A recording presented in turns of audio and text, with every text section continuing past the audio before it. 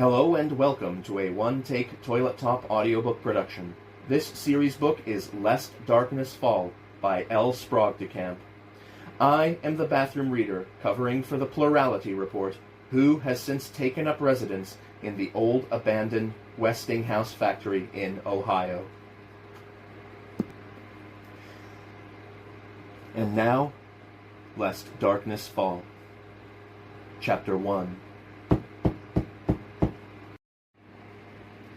Tancredi took his hands off the wheel again and waved them.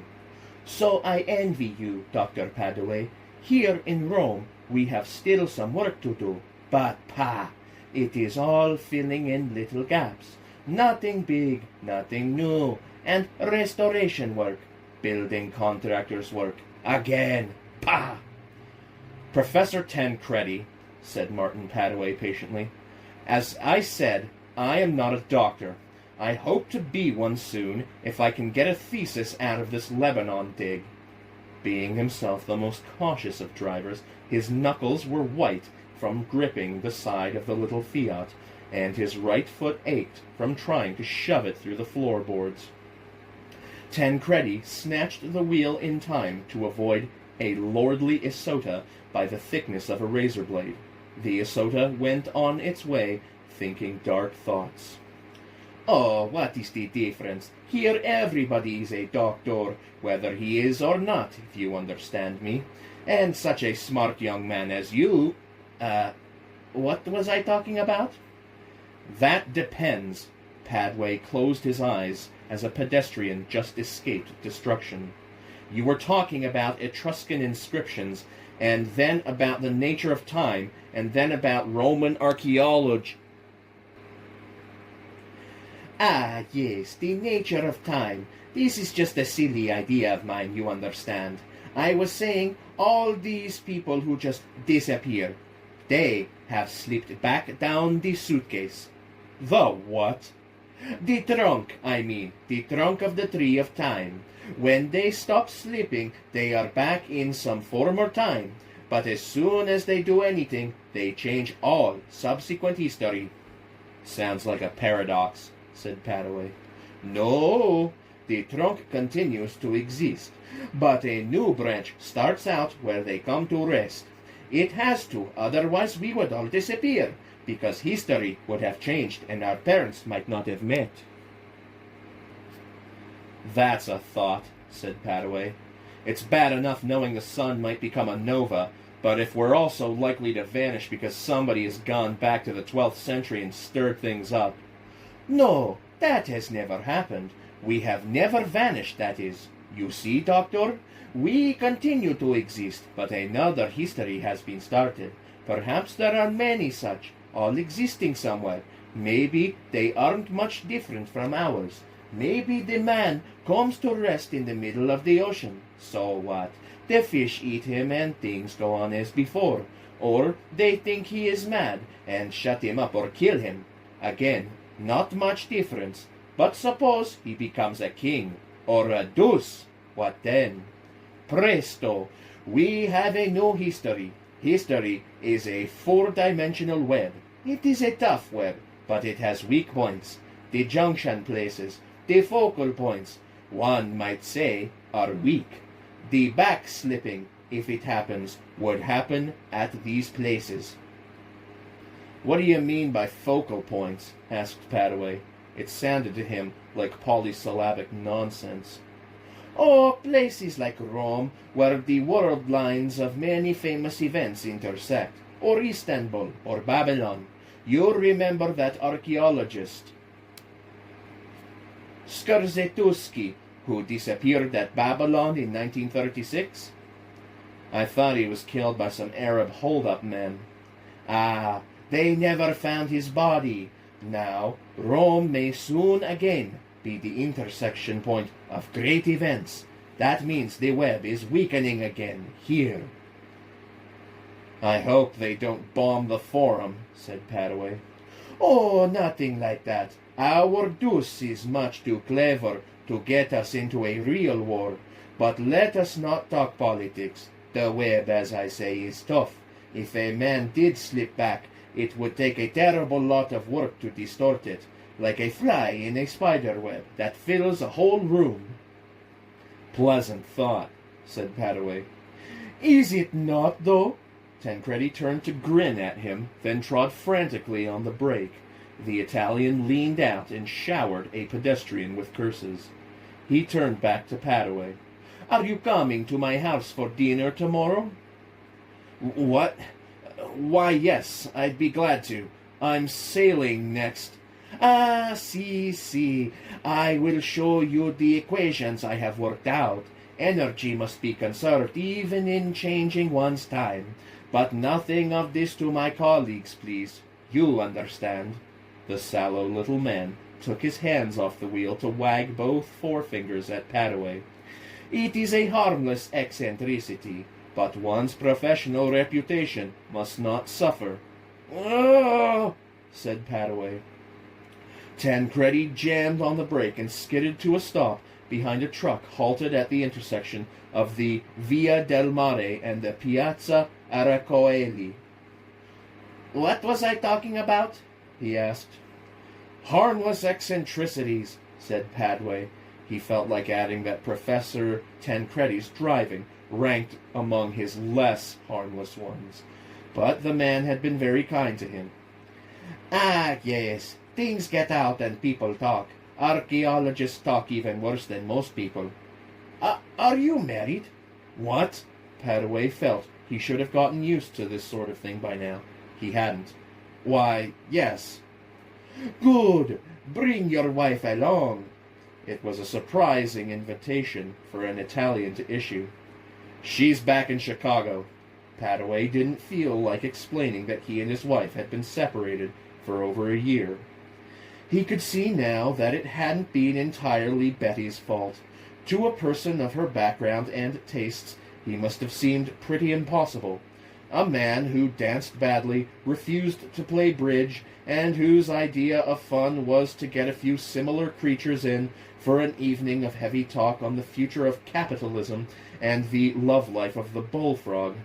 At first she had been thrilled by the idea of traveling in far places, but one taste of living in a tent and watching her husband mutter over the inscriptions on potsherds had cured that. And he wasn't much to look at, rather small, with outsized nose and ears, and a diffident manner. At college they had called him Mouse Padaway. Oh well, a man in exploratory work was a fool to marry anyway. Just look at the divorce rate among them. Anthropologists, paleontologists, and such. Could you drop me at the Pantheon? He asked. I've never examined it closely, and it's just a couple of blocks to my hotel. Yes, doctor, though I am afraid you will get wet. It looks like rain, does it not?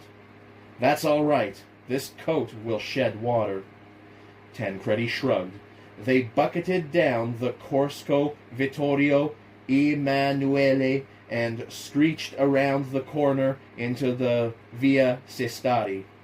Padaway got out at the Piazza del Pantheon, and Tancredi departed, waving both arms and shouting, "Tomorrow at 8 then! See! Fine!" Padaway looked at the building for a few minutes. He had always thought it a very ugly one, with the Corinthian front stuck on the brick rotunda. Of course, that great concrete dome had taken some engineering, considering when it had been erected. Then he had to jump to avoid being spattered as a man in a fascist uniform tore by on a motorcycle. Padaway walked over to the portico, round which clustered men engaged in the national sport of loitering. One of the things that he liked about Italy was that here he was, by comparison, a fairly tall man. Thunder rumbled behind him, and a raindrop struck his hand. He began to take long steps. Even if his trench coat would shed water, he didn't want his new 50-lira Borsalino soaked. He liked that hat. His reflections were cut off in their prime by the granddaddy of all lightning flashes, which struck the piazza to his right. The pavement dropped out from under him like a trap door. His feet seemed to be dangling over nothing. He could not see anything for the reddish-purple after-images in his retinas. The thunder rolled on and on. It was a most disconcerting feeling, hanging in the midst of nothing. There was no uprush of air, as in falling down a shaft. He felt somewhat as Alice must have felt on her leisurely fall down the rabbit hole, except that his senses gave him no clear information as to what was happening. He could not even guess how fast it was happening. Then something hard smacked his soles. He almost fell. The impact was about as strong as that resulting from a 2-foot fall. As he staggered by, he hit his shin on something. He said, "Ouch!" His retinas cleared. He was standing in the depression caused by the drop of a roughly circular piece of pavement. The rain was coming down hard now. He climbed out of the pit and ran under the portico of the Pantheon. It was so dark that the lights in the building ought to have been switched on. They were not. Padaway saw something curious. The red brick of the rotunda was covered by slabs of marble facing. That, he thought, was one of the restoration jobs that Tancredi had been complaining about. Padaway's eyes glided indifferently over the nearest of the loafers. They switched back again sharply. The man, instead of coat and pants, was wearing a dirty white woolen tunic. It was odd, but if the man wanted to wear such a get-up, it was none of Padaway's business. The gloom was brightening a little. Now Padaway's eyes began to dance from person to person. They were all wearing tunics. Some had come under the portico to get out of the rain. These also wore tunics, sometimes with poncho-like cloaks over them. A few of them stared at Padaway without much curiosity. He and they were still staring when the shower let up a few minutes later. Padaway knew fear. The tunics alone would not have frightened him. A single incongruous fact might have a rational, if recondite, explanation, but everywhere he looked, more of these facts crowded in on him. He could not concisely notice them all at once. The concrete sidewalk had been replaced by slabs of slate. There were still buildings around the piazza, but they were not the same buildings. Over the lower ones, Padaway could see that the Senate House and the Ministry of Communications, both fairly conspicuous objects, were missing. The sounds were different. The honk of taxi horns was absent. There were no taxis to honk. Instead, 2 ox carts creaked slowly and shrilly down the Via della Minerva. Padaway sniffed. The garlic and gasoline aroma of modern Rome had been replaced by a barnyard and backhouse symphony, wherein the smell of horse was the strongest and also the most mentionable motif. Another ingredient was incense, wafting from the door of the Pantheon. The sun came out. Padaway stepped out into it. Yes, the portico still bore the inscription crediting the construction of the building to M. Agrippa. Glancing around to see that he was not watched, Padaway stepped up to one of the pillars and slammed his fist into it. It hurt. "Hell," said Padaway, looking at his bruised knuckles. He thought, "I'm not asleep. All this is too solid and consistent for a dream. There's nothing fantastic about the early afternoon sunshine and the beggars around the piazza." But if he was not asleep, what? He might be crazy, but that was a hypothesis difficult to build a sensible course of action on. There was Tancredi's theory about slipping back in time. Had he slipped back, or had something happened to him to make him imagine that he had? The time travel idea did not appeal to Padaway. It sounded metaphysical, and he was a hardened empiricist. There was the possibility of amnesia.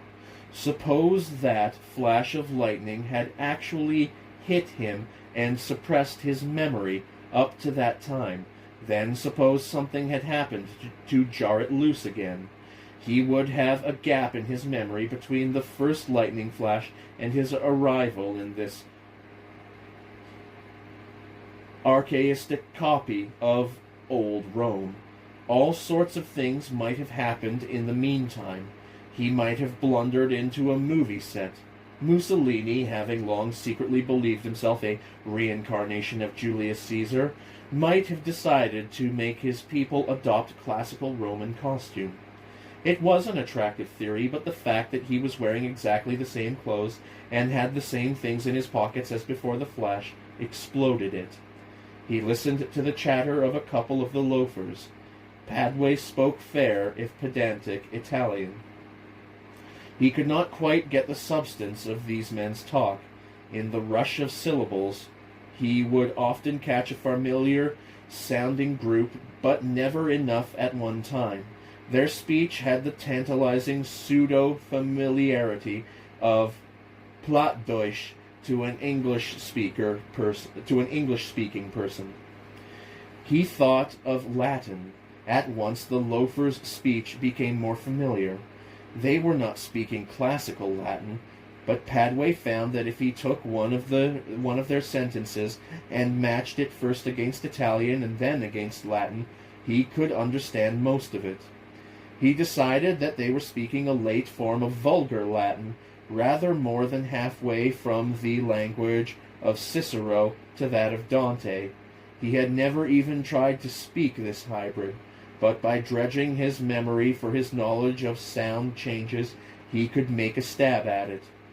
Omnia Gallia e divisa in parte trei, quaro una in colont belgae alia.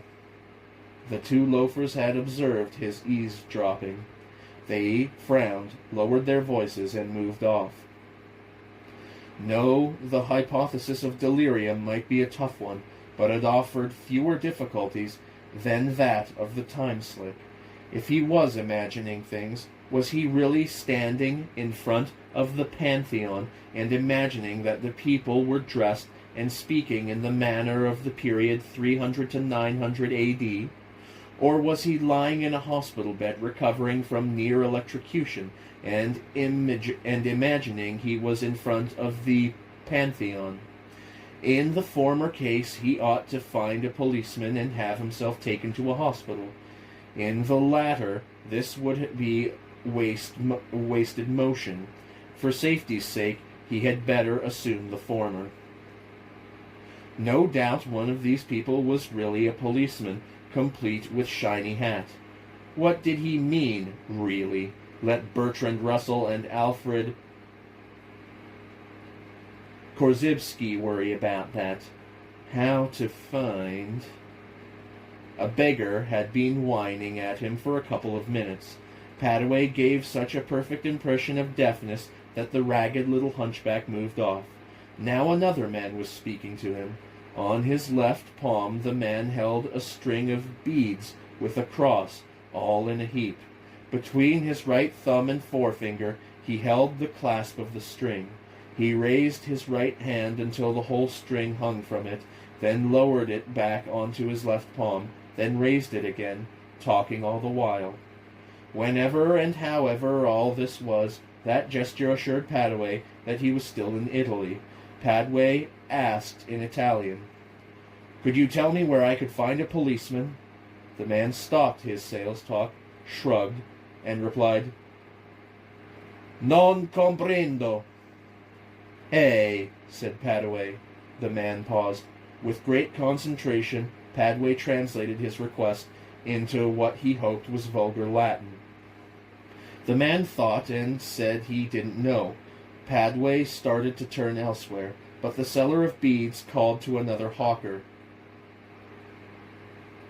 "Marco, the gentleman wants to find a police agent."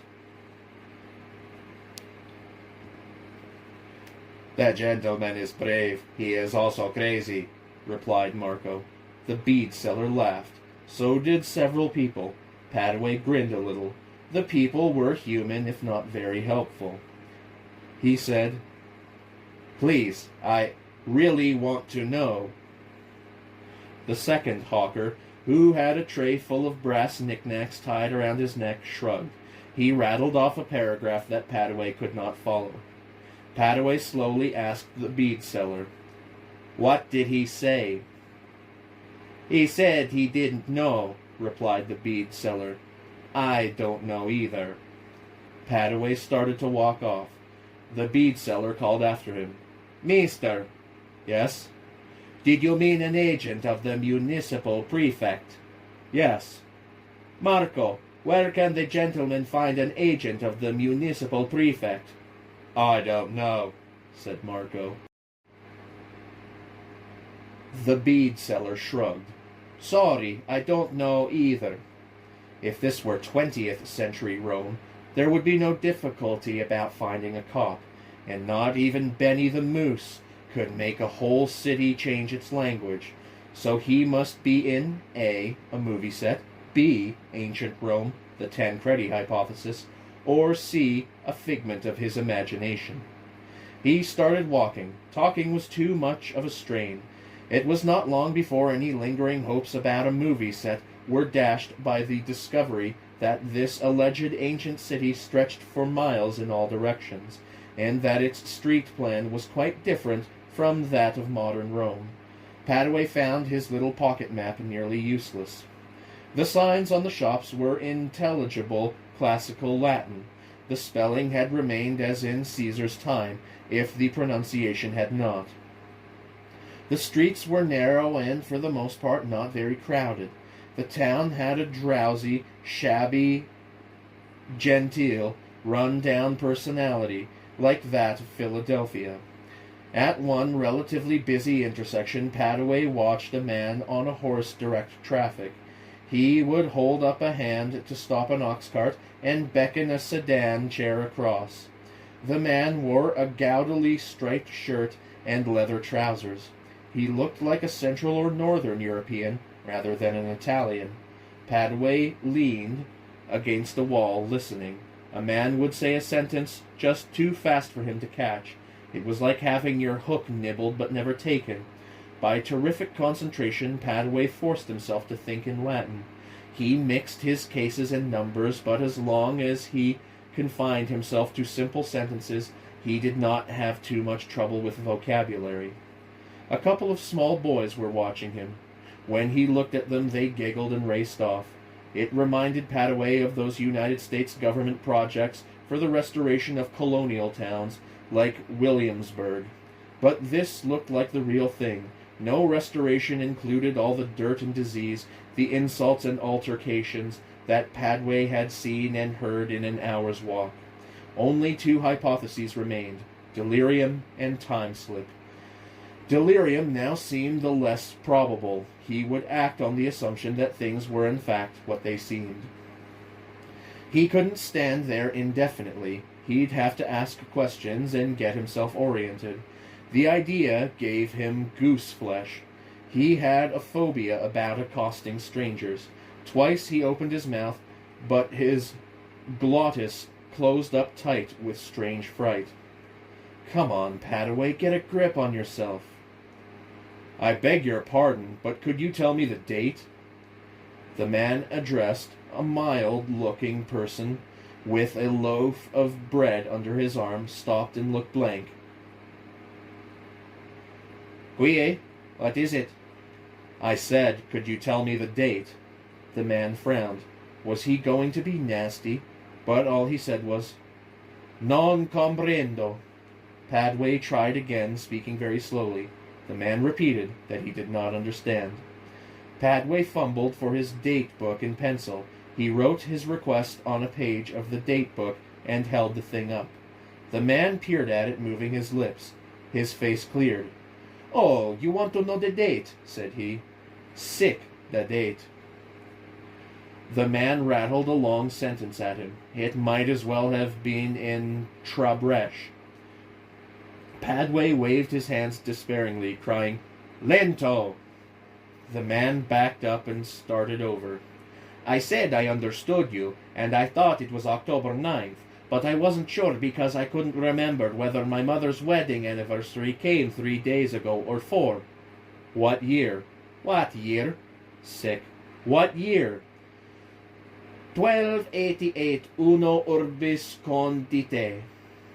It was Padaway's turn to be puzzled. Please, what is that in the Christian era? You mean how many years since the birth of Christ? Hoc ille. That's right. Well, now, I don't know. 500 and something. Better ask a priest, stranger. I will, said Padaway. Thank you. It's nothing, said the man, and went about his business. Padaway's knees were weak, though the man hadn't bitten him, and had answered his question in a civil enough manner. But it sounded as though Padaway, who was a peaceable man, had not picked a very peaceable period. What was he to do? Well, what would any sensible man do under the circumstances? He'd have to find a place to sleep and a method of making a living. He was a little startled when he realized how quickly he had accepted the Tancredi theory as a working hypothesis. He strolled up an alley to be out of sight and began going through his pockets. The roll of Italian banknotes would be about as useful as a broken 5-cent mousetrap. No, even less. You might be able to fix a mousetrap. A book of American Express traveler's checks, a Roman streetcar transfer, an Illinois driver's license, a leather case full of keys, all ditto. His pen, pencil, and lighter would be useful as long as ink, leads, and lighter fuel held out. His pocket knife and his watch would undoubtedly fetch good prices, but he wanted to hang on to them as long as he could. He counted the fistful of small change. There were just 20 coins, beginning with 4 10-lira silver cartwheels. They added up to 49 lira, 8 centesimi, or about $5.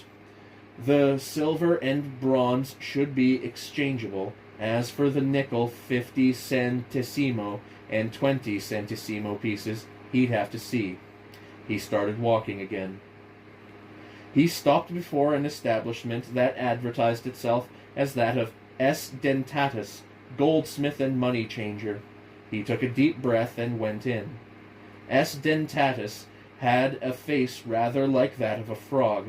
Padway laid out his change and said, I should like to change this into local money, please. As usual, he had to repeat the sentence to make himself understood. S. Dentatus blinked at the coins. He picked them up, one by one, and scratched at them with a little pointed instrument. Where do these, you, come from? He finally croaked. America.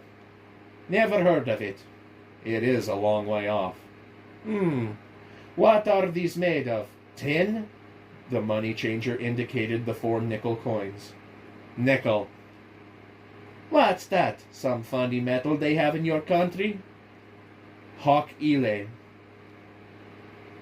What's it worth? Padaway thought for a second of trying to put a fantastically high value on the coins.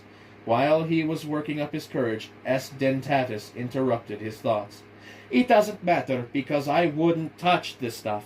There wouldn't be any market for it. But these other pieces, let's see. He got out of balance and weighed the bronze coins, and then the silver coins. He pushed counters up and down the grooves of a little bronze abacus and said, They're worth just under 1 solidus. Give you a solidus even for them. Padaway didn't answer immediately. Eventually, he'd have to take what was offered, as he hated the idea of bargaining and didn't know the values of the current money. But to save his face, he had to appear to consider the offer carefully. A man stepped up to the counter beside him. He was a heavy, ruddy man with a flaring brown mustache and his hair in a long or Ginger Rogers bob. He wore a linen blouse and long leather pants. He grinned at Padaway and reeled off, Ho, friend, habais faurthei, alai scalians sind vaidedians. Oh, Lord, another language. Padaway answered, I am sorry, but I do not understand. The man's face fell a little. He dropped into Latin. Sorry, thought you were from the Chersonese, from your clothes. I couldn't stand around and watch a fellow Goth swindled without saying anything. Ha ha. The Goth's loud, explosive laugh made Padaway jump a little. He hoped nobody noticed. I appreciate that. What is this stuff worth?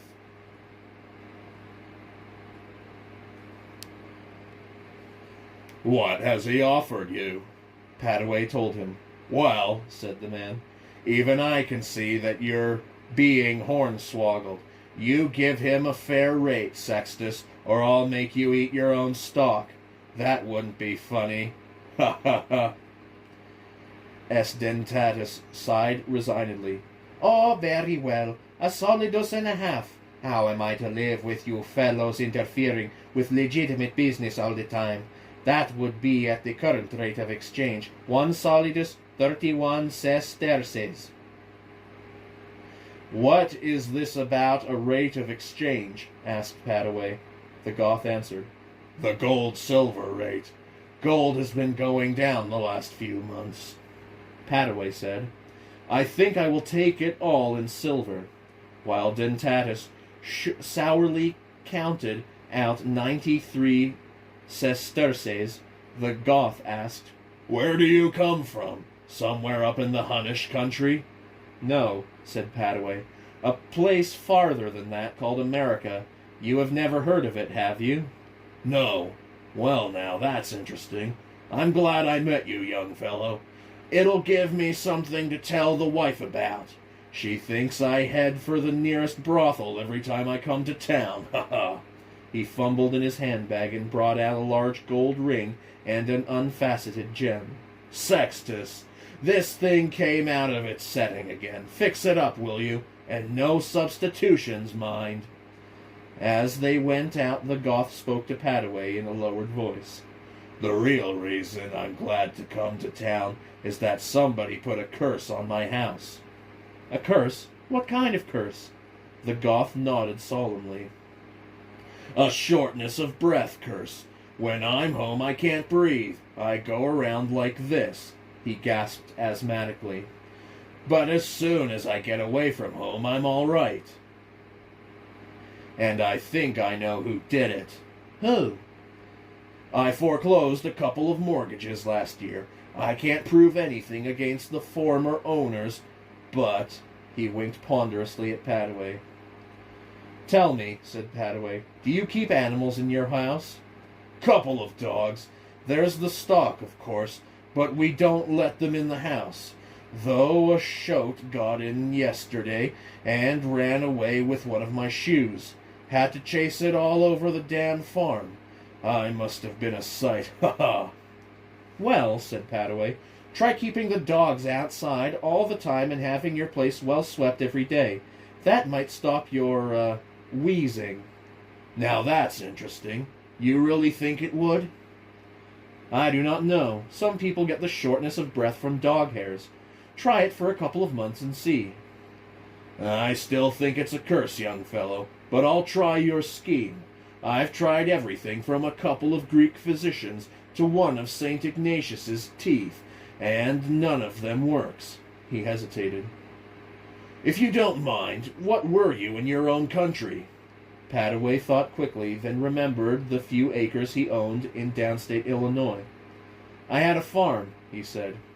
That's fine, roared the Goth, clapping Padaway on the back with staggering force. I'm a friendly soul, but I don't want to get mixed up with people too far above or below my own class. Ha ha. My name is Nevita Gummon's son. If you're passing up the Flaminian way sometime, drop in. My place is about 8 miles north of here. Thanks. My name is Martin Padaway. Where would be a good place to rent a room? That depends. If I didn't want to spend too much money, I'd pick a place farther down the river. Plenty of boarding houses over toward the Viminal Hall. Say, I'm in no hurry. I'll help you look. he whistled sharply and called, "Herman, heary her!" Herman, who was dressed much like his master, got up off the curb and trotted down the street, leading two horses, his leather pants making a distinctive flop-flop as he ran. Nevada set out at brisk walk, Herman leading the horses behind. Nevada said, "What did you say your name was?" "Martin Padway. Martinus is good enough." Padway properly pronounced it Martino. Padway did not want to impose on Nevada's good nature, but he wanted the most useful information he could get. He thought a minute, then asked, "Could you give me the names of a few people in Rome, lawyers and physicians and such, to go to when I need them?" "Sure. If you want a lawyer specializing in cases involving foreigners, Valerius Mummius is your man. His office is alongside of the Lyon Basilica. For a physician, try my friend Leo Vekos. He's a good fellow as Greeks go. But personally, I think the relic of a good Arian saint like Asterius is as effective as all their herbs and potations." "It probably is at that," said Padway. He wrote the names and addresses in his date book. "How about a banker?" "I don't have much truck with them. Hate the idea of getting in debt. But if you want the name of one, there's Thomasis the Syrian, near the Amelian Bridge. Keep your eyes open if you deal with him." "Why? Isn't he honest?" "Thomasis? Sure he's honest. You just have to watch him, that's all. Here, this looks like a place you could stay." Nevada pounded on the door, which was opened by a frowsy superintendent. This man had a room, yes, it was small and ill-lighted. It smelled, but then so did all of Rome. The superintendent wanted 7 sesterces a day. "Offer him half," said Nevada to Padway in a stage whisper. Padway did. The superintendent acted as bored by the ensuing haggling as Padway was. Padway got the room for 5 sesterces. Nevada squeezed Padway's hand in his large red paw. "Don't forget, Martinus. Come see me sometime. I always like to hear a man who speaks Latin with a worse accent than mine. Ha ha ha ha." He and Herman mounted and trotted off. Padway hated to see them go, but Nevada had his own business to tend to. Padway watched the stocky figure round a corner, then entered the gloomy, creaking boarding-house.